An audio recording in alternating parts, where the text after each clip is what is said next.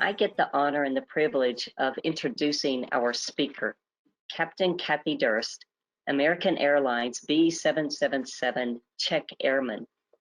Being a trailblazer is nothing new to Captain Kathi Durst. In 1981, she graduated from the U.S. Air Force Academy and only the second class that admitted women. In 2012, Captain Durst also became the first female pilot in a fleet management leadership role in American Airlines history when she stepped up to assume the fleet captain position for the Boeing 737 fleet. 2 years later, in 2014, Captain Durst ended up breaking new ground. She was named one of 4 chief pilots at American's largest hub, DFW, the first woman to carry this mantle. Captain Durst is a former Czech Airman, which is an instructor pilot on both the Airbus A300 and Boeing 737 fleets before taking over the Boeing 737 fleet captain role. She currently instructs for American Airlines on the Boeing 777 fleet. Upon graduating from the U.S. Air Force Academy in 1981, Captain Durst spent her 7-year Air Force career flying the T-38 at Williams Air Force Base in Phoenix. In that time, she was an instructor pilot, Czech section evaluator, academic officer, and the student squadron executive officer. Wow, that's a lot of stuff. I'm tired. While in Arizona, she earned a master's degree in aeronautical science from Embry-Riddle Aeronautical University. Kathi has also spent a great deal of time mentoring young pilots through both the Women in Aviation International Group and the National Gay Pilots Association, and is a passionate advocate for diversity and inclusiveness at American Airlines and in her community. To that end, Captain Durst was selected as a 2014 recipient of the 6th annual Earl G. Graves Award for Leadership in Diversity. Additionally, she currently sits on the board for Zombies Against Sexual Assault, which combats sexual trauma at the Air Force Academy. Kathi lives in Las Colinas, Texas, with her spouse, Sherry, a retired American Airlines flight attendant. Now, I hand it over to you, Captain Durst. Well, thank you, Dr. Graham. I'm honored to be able to speak to all of you tonight and appreciate you taking time out of your busy evenings to come interact with us.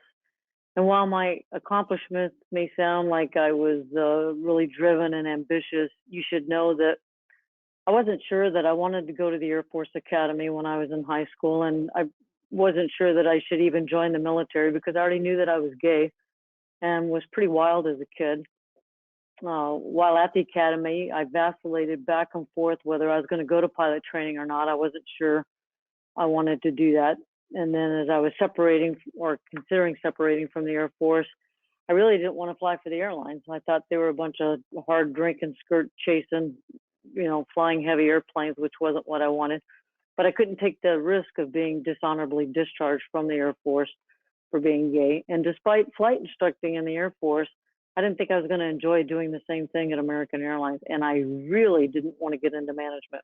So why do I share all this with you? Because I want to encourage you that if you have an inkling of a dream, if there's something that you think you might want to try, but you're, for a lot of reasons, think that you're not going to try it or shouldn't try it, I want you just to don't close any doors, go for it. And you should know that each decision point in my life, as I was considering doing these various things, as I got to the decision point on whether I was going to do it or not, I would think about it. I asked for input from various people, family, friends, mentors that knew me well. I considered the pros and the cons of both, if I should step into this or not. I slept on it, prayed about it, and in the end, honestly, each and every one of the times, I still wasn't too sure about whether I should go for it or not. But in the end, I thought, hey, if I don't like it, I can always do something else. I'm not stuck. And while there have been many challenges, which I'm going to talk about as we go through this tonight, I've really enjoyed every chapter of my life and my career immensely. So really want you to consider, just if there's something that you want to do, whether it be flying or a job in the aviation career, just go for it, try it, you know. So I'm running the slide, so bear with me. I'm kind of thinking about what I'm saying and then running the slideshow. But one of the struggles that I had is that I knew at a young age. In fact, I was 3 years old when I knew that I was gay. And while I didn't know about sex per se, obviously, I knew I was attracted to females. And additionally, I was very well aware that it wasn't going to be accepted by society and probably not my family. And it wasn't until I was 22 years old that I actually came out to anybody. And of course, everyone knew. I mean, really, check out the reading material here. And honestly, who couldn't tell just from my mannerisms? But one of my favorite quotes is by a world-renowned child philosopher, and it goes like this. It says, "Be who you are and say what you think, because those who mind don't matter, and those who matter don't mind." And that's by Dr. Seuss. So besides being gay, another difficulty that I had growing up that I faced was that I was hyperactive. I actually, when I was in elementary school, probably about the 4th or 5th grade, I was prescribed to take tranquilizers, Ritalin, and I'll forever be grateful to my parents for not putting me on that. But I struggled because I didn't have attention deficit disorder, but I was very hyperactive and I couldn't control my energies. And it really wasn't until I got into high school that I got into sports. And not only was that a way for me to burn off the excess energy that I have, but it also gave me motivation to behave, because I couldn't be on these teams if I was getting in trouble. Another challenge that I had when I was growing up is that the things that I wanted to do weren't available to girls or to women growing up. So I will just point out to you, you know, wherever you are in your walk of life, while opportunities might not be present now at this particular time, just, you know, imagine your greatest dream. Don't take no for an answer, and work hard. You know, who knows? You may be the next person that breaks through the next barrier and becomes a pioneer in that area. While on your journey, you also need to find people that you want to emulate. And as a child, I certainly admired my father. And besides being my father, he was a mentor of sorts to me. He's been gone now since 1990, been gone a long time. But when you're considering someone for a mentor, it's always best if they know you well. So it doesn't have to be a parent, but they do need to know, to really have an impact on you. They need to know your strengths and your weaknesses so that they can feed into that. And then whatever they suggest, try it. You know, trust them.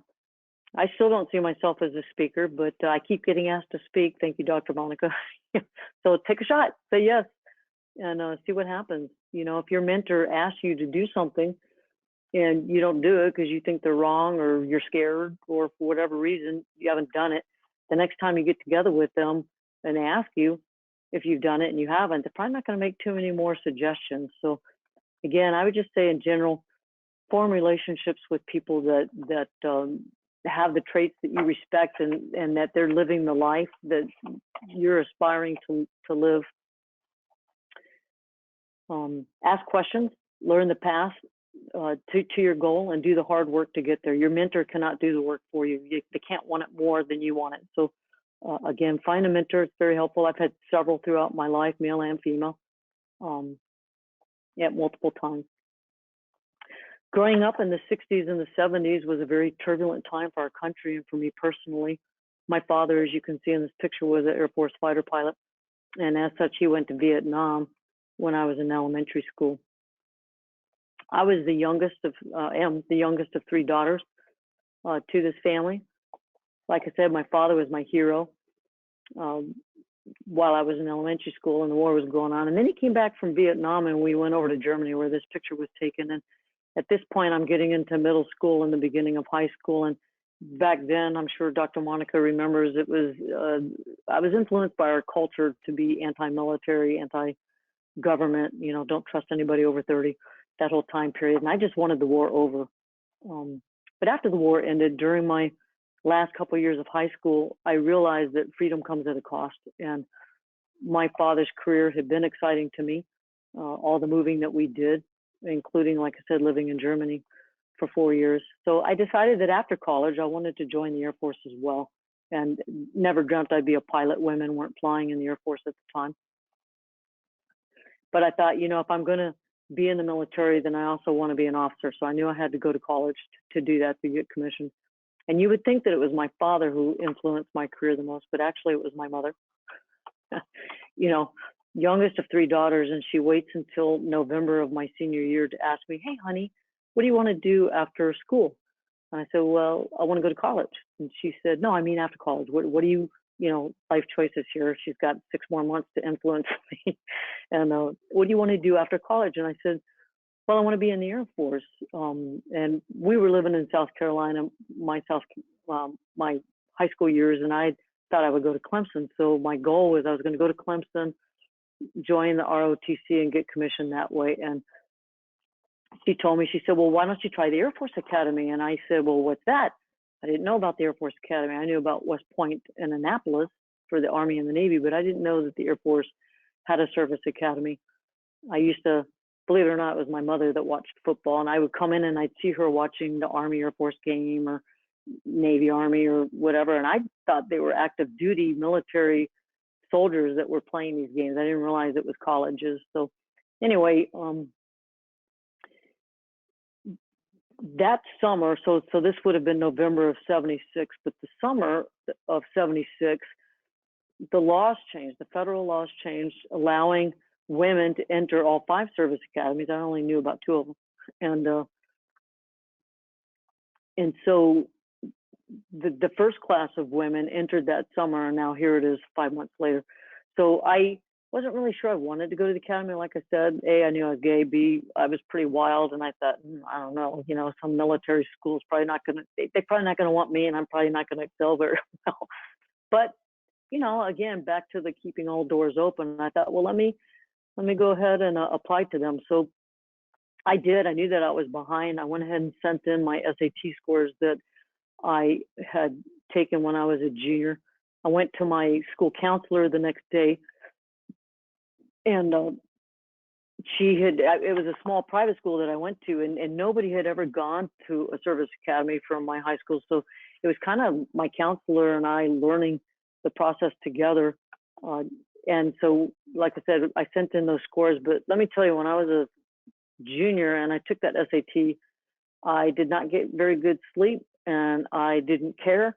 I was, like I said, was trying to get into Clemson, which required like I don't even know, like a 600 or 700. It was pretty low, and I knew I had that, so I didn't care. Well, it certainly wasn't enough to get me into the academy. So when I applied and I sent that score, and they wrote me back and they said, "No, you're too dumb." And I wrote them back and I said, no, I've taken the SAT again, and the scores are coming directly to you, which they did. And so luckily I had, if I was going to be pilot qualified, I had high enough scores. At the time, back in this is the mid '70s, when we were applying, there were actual quotas. There was a percentage of women that were allowed to apply to the service academies, only 10% of every class. So there were only 150 women out of 1,500. So 1 in 10 of us, this is my basic training at the academy, 1 in 10 were women. So I'm happy to say that today, 40 years later, where's the time gone? But 40 years later, there aren't any quotas. And in fact, I know the Air Force Academy, who I still work with now, is closer to 40%. And they actively recruit high school girls to come and apply. Oh, and by the way, lesbians and gays in general weren't allowed to openly serve in the military until decades after I had separated. In fact, it wasn't until the mid-2010s that the LGBT community could openly serve. And while I was applying, some of the barriers there back to my high school, as I'm going through this application process, I wasn't sure that my father was on board with me going to the Air Force Academy. I knew my mom wanted me to, but being the youngest of 3 daughters, I wasn't sure how my father felt. I figured he'd either be really proud and excited, or he wouldn't want me to go. And I kept asking him, to weigh in. What do you think, Dad? And he refused to answer. He just said, it's your decision. If you're going to go, you need to go because you want to go. And and because he was so consistent with that, I honestly, in my heart of hearts, thought he doesn't want me to go. And I still, like I said, was vacillating. Do I want to go? I got the appointment to go. When you get an appointment to go to the surface academies, you have to sign a commitment letter. And I got that late April of my senior year. So at this point, I'm already registered at Clemson. I had a dorm room. I knew who my roommate was. I knew what my schedule was going to be. And I was all ready to go and party at Clemson and join the ROTC. And so when this commitment letter comes for me to sign, I remember like it was yesterday, sitting at that table, and I've been convinced since November my dad doesn't want me to go. And I said, look, Dad, if you don't want me to go, tell me, because I'm going to sign this. And he's like, nope, you need to decide. And I was like, well, screw you then. And I just kind of signed it, and that was it. And it wasn't until I signed that letter that he gave a shout of hallelujah, and we had the biggest celebratory dinner that night. And he was so excited. But it's smart of him not to weigh in. You really, things that you do in life, you're going to need to do them for you and not for anybody else. Being only 10% of the cadet wing, we stood out. That there was no hiding. We had equality in the sense that everybody could apply, but we didn't have equity.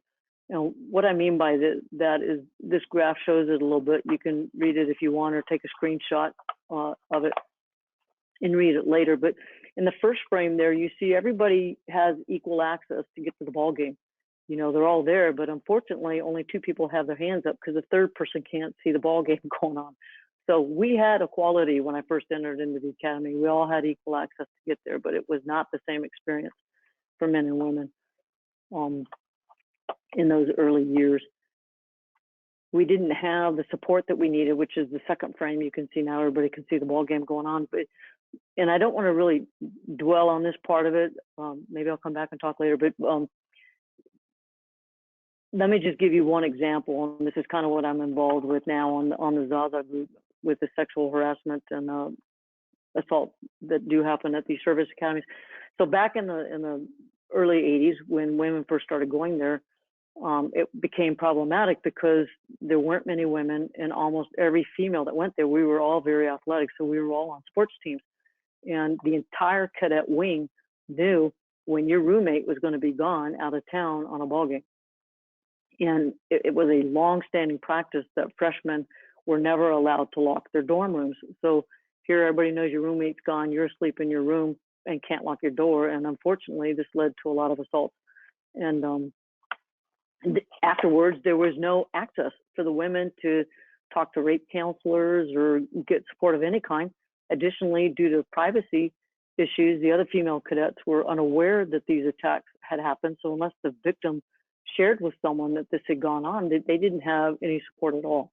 There was no one there to help them. So it's my opinion today, just my opinion, take it for what it's worth, that there is equity as to the accommodations, which have, support has been given to the women that are there,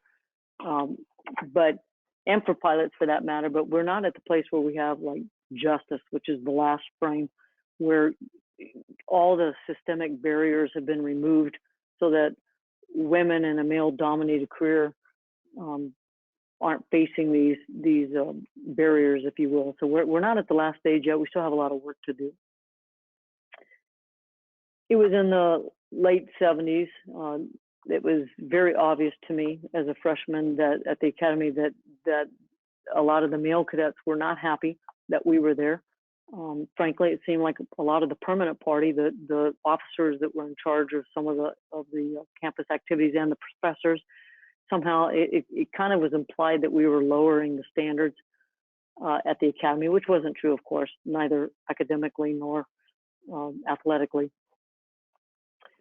So my freshman year, I joined the academy's basketball team and rugby teams, and I played all 4 years. So besides the ability to avoid a lot of the harassment during the school year, where else would any self-respecting lesbian find friends but at the gym? But, as to overcome what was going on around me, I just kept my head down. I studied and I played sports. Um, I didn't have my first girlfriend ever until I was a sophomore at the academy. She was a year ahead of me in the first class of women. And it was from that point on that I was always looking over my shoulder and was fearful for the rest of my cadet years and my active duty service that I was going to be investigated and possibly dishonorably discharged, which, you know, that's no small thing, because if an active military person gets a dishonorable discharge, you have a tremendously hard time finding a job. I mean, I would have been hard pressed to get a job flipping hamburgers at McDonald's. So it was a very big risk that I was taking by being in the service. Another thing that changed, you know, I told you my junior year at the academy is when, that summer between my junior and senior years, when the laws changed to allow women into the service academies. But also in my junior year of college at the Air Force Academy, the laws changed to allow women to fly for the Air Force. And despite the fact that the WASP, the Women Air Service pilots who flew in World War II, they were civil contract pilots, and they didn't even get their veterans' rights until the mid-70s. So when that war ended, World War II, women no longer flew in and around the Air Force. So it wasn't until, like I said, my junior year that the laws changed, allowing us to go to pilot training. And so I was thinking about it. You know, I was a biology major. And I had wanted to go, what I had thought I was going to do when I graduated from the academy was to go to medical school and let the Air Force pay for it. But then flying became an option. So I had to consider that. And back in the day, it doesn't exist now, but there used to be a program called Stardust. And you could volunteer as often as you wanted to get up at 4 in the morning. And they gave you some greasy box breakfast that you ate as you drove 45 minutes from the Air Force Academy down to Peterson Air Force Base. And they put you in a T-37, which is the primary trainer that the Air Force used. And you got to fly around. And then you had to be back in time for your first class at 7. So I did that twice my freshman year, not thinking I would fly, because again, you know, that's my freshman year and women couldn't fly in the Air Force. I just did it to kind of get an experience of what my dad had gone through. And I got so sick on both of those flights. I mean, just super sick. And you know, when you get motion sick, you're sick the rest of the day. So here I am now, my junior year, contemplating, do I really want to not go to medical school, which is my passion, or do I want to go to pilot training, which is kind of cool, you know, it seems kind of sexy and it's something new. So I'm back and forth and I'm back and forth. My graduation is looming, and you have to commit. You have to declare what it is you want to do. And, you know, like I said, on the one hand, the medical field was my passion, still is, by the way, and flying made me sick. So I'm considering the pros and cons. And if I go to medical school, I'm going to have to go to 4 more years of school when I graduate, go to medical school. Then I'm going to have to do a internship and a residency, and I'm going to owe the Air Force the rest of my life because they're going to pay for all of that. Or I could go to 1 year of pilot training, which that was kind of a good deal. I mean, either way, I'm going to be a second lieutenant making 14 grand a year. So I'm back and forth. Which do I want to do? I really like that, but this makes me sick. But, you know, in the end, it's funny. Before I tell you, obviously, you know what I did, but my mother, because I'm asking, you know, family and friends and people that know me, you know, what do you think? And I had so convinced my mother that I'm not going to pilot training. And evidently she believed me on the last phone call, because she said, I'm so glad I worried about your father for 30 years in his flying careers, and I didn't want to worry about my daughter. So 2 weeks later, I called her back and I said, Mom, I'm going to pilot training. She probably wasn't too happy about that, but she supported me in it. So upon graduation, they came out and we enjoyed a good graduation week. And when I finished off to pilot training, I went out to Williams Air Force Base, which Monica mentioned. It's not even open anymore. It's how old I am. See the gray hair? But it was in Phoenix, Arizona. And when you got there, the first month that you were in pilot training, you spent in ground school. You were just taking academic courses to learn about the T-37 on the left side there. That's a Cessna. They called it the tweet, or the screaming meanie, because it was so loud. It's side-by-side seating with your instructor. Actually, that you can see that picture. That was me flying solo on the wing, doing acrobatics. A lot of fun. So you're learning about the airplane. You're learning aerodynamics. You're taking water survival courses and how to eject out of the seat if you need to. And you're doing a lot of the in-processing. And then when you're done with all of that, you start simulator training for the T-37, and eventually you get to fly it. And so that's about 4 months of T-37 flying. And then when you finish that, you fly the Northrop T-38 Talon, which is the picture on the right. That's a tandem seat. The instructor sits in the back, and you fly that one for the last 6 months of your training. So while the classroom and the flying came naturally to me, I still have problems with motion sickness. I almost washed out, which means I almost got kicked out.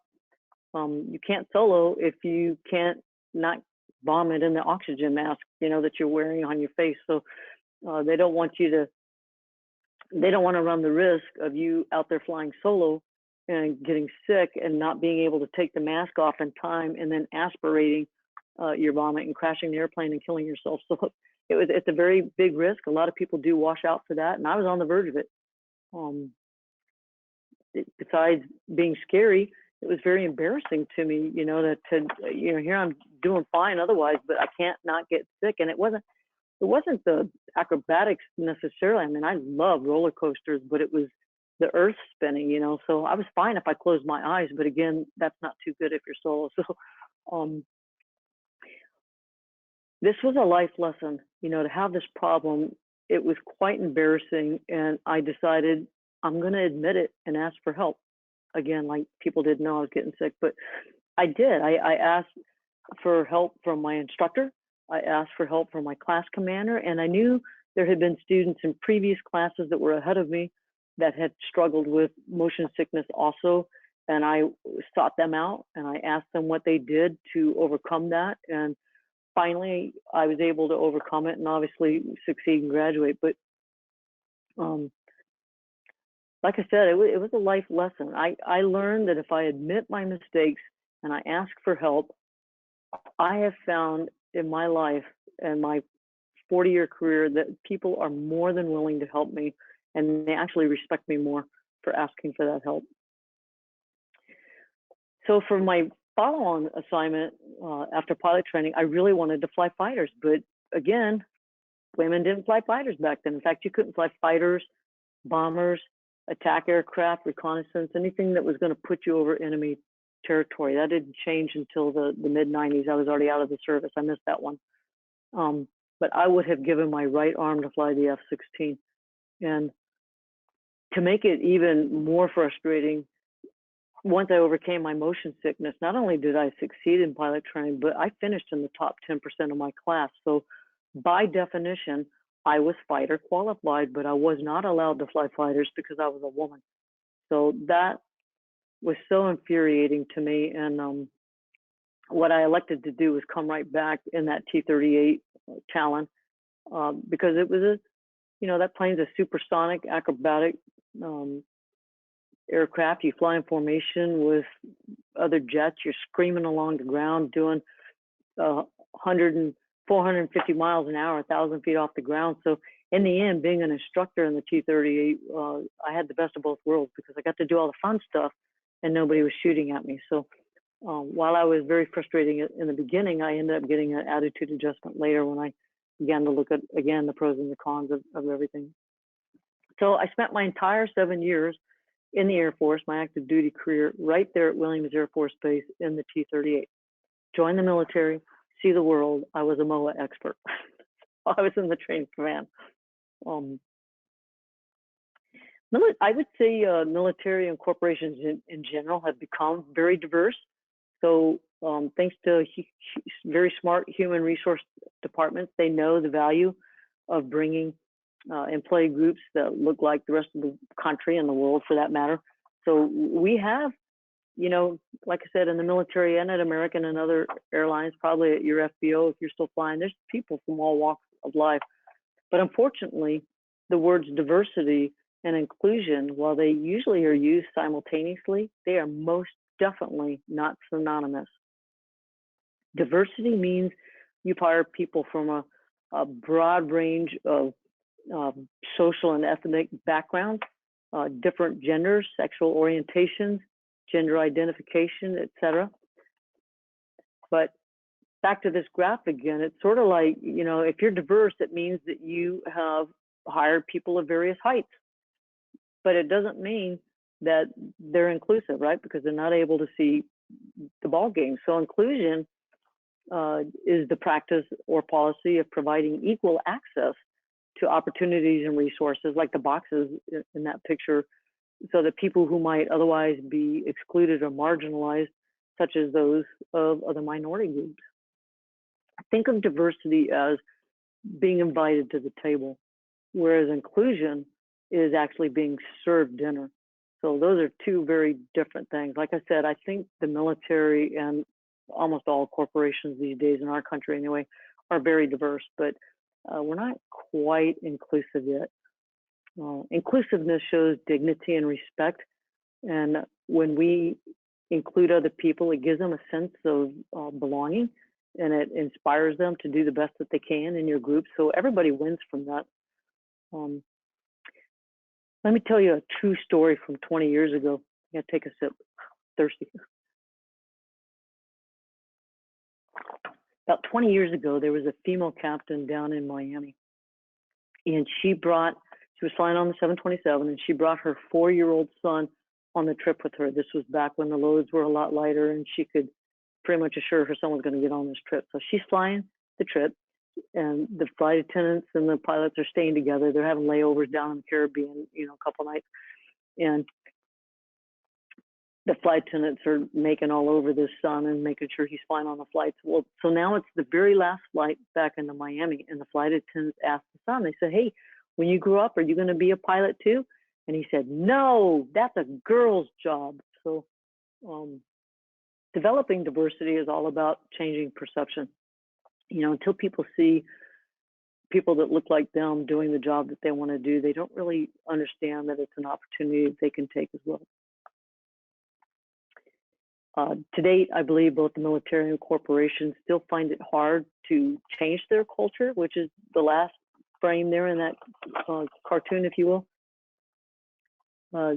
Justice is not going to happen until corporations educate and mature and hold their employees accountable in regards to being inclusive to all colleagues, despite our differences.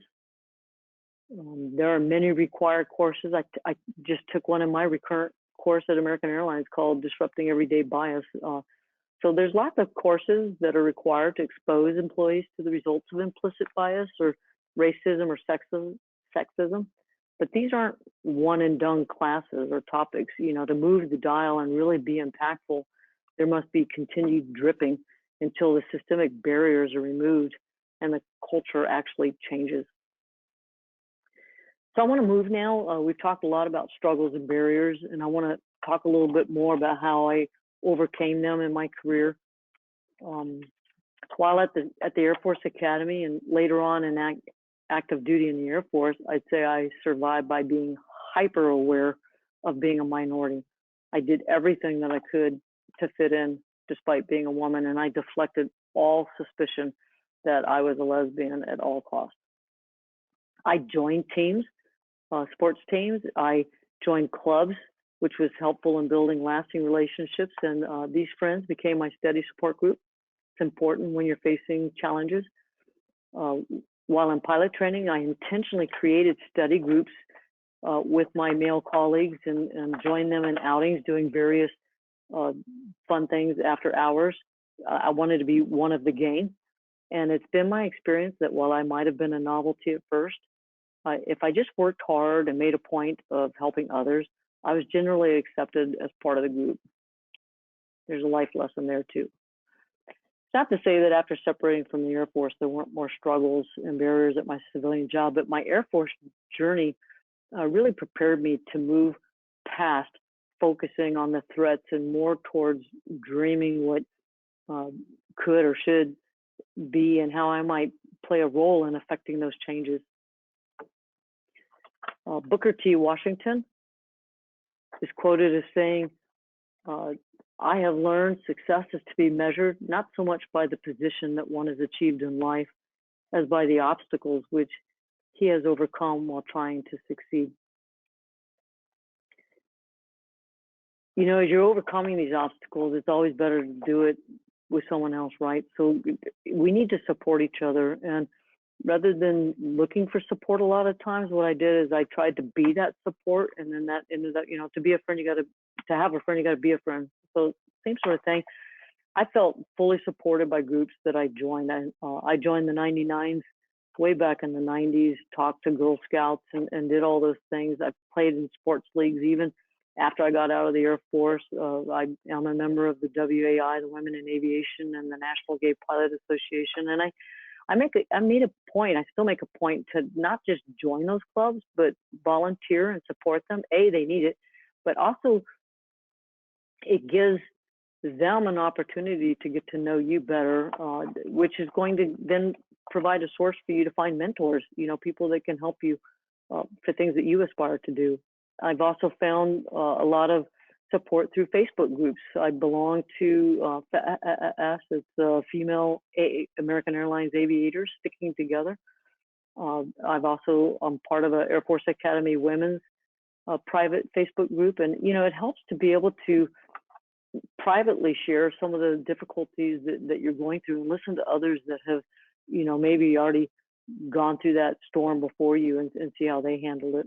Get some ideas anyway. Be a friend.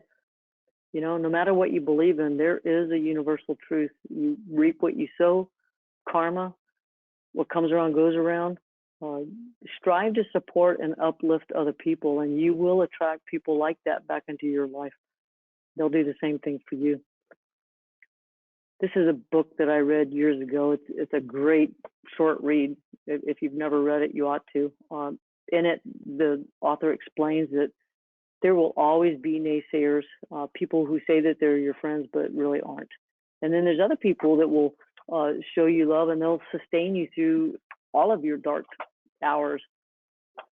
She also makes a point in one area where she says, there's only so many front row seats to your life. Be careful who you give them to. You know, it's important. Growing up, my sisters and I believed we could do anything we wanted because our mom said we could, you know, and I believed her. We didn't know that there were limitations for women. So our mom was definitely a balcony person. But again, your biggest supporter doesn't have to be a parent. Just find someone who does support you. I recently read another book, Kamala Harris's book, The Truths We Hold, and in it she shares a speech, an inspirational speech that she gave to a group of young women, and it says, breaking barriers can be scary. When you break through a glass ceiling, you're going to get cut, and it's going to hurt.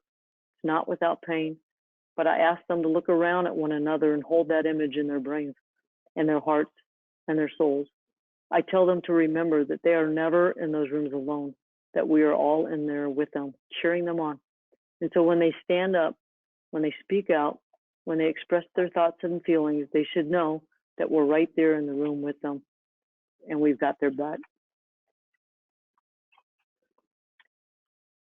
So I get asked all the time where I get my confidence, and I'll admit, just my personality, I'm pretty confident in my capabilities, but I've seen the result of many people surrounding themselves with support groups like we're just talking about, who've followed the advice of mentors and were willing to chart out and complete the necessary work to achieve their goals. And it's my firm belief that confidence doesn't necessarily come from the easy life, nor does it have to come from supportive parents or families.